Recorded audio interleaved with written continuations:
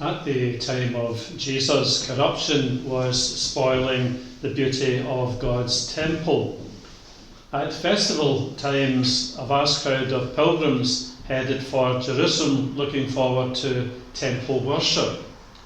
United in belief, they came longing for forgiveness, often desperate for healing. Enthusiasm made some of them a target for exploitation. The temple had vast wealth, and not everyone who officiated there was honest or unselfish. The disciples with Jesus may have been in awe of their magnificent surroundings, but Jesus looked beyond the externals. He pointed out religious leaders in flowing robes, lapping up wide-eyed admiration of visitors and persuading vulnerable people to give money in expectation of a blessing. And he noticed something else that at first sight appeared unremarkable: someone dropping coins into one of the trumpet-shaped collection boxes. Worshippers were expected to make sacrificial offerings for their sins, and the cheapest was a pair of pigeons at the cost of 2 pennies.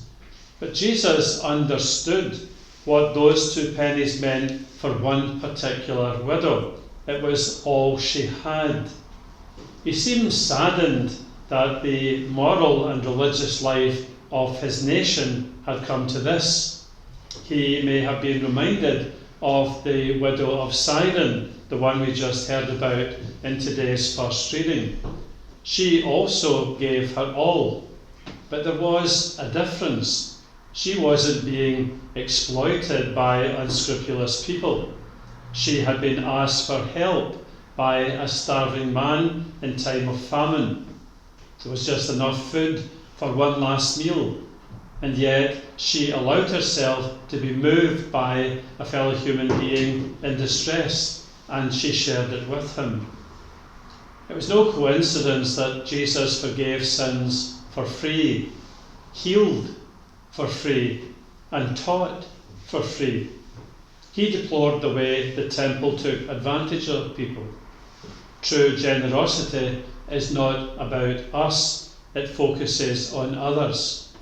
From my own personal experience, whenever we give generously with one hand, the other receives in abundance.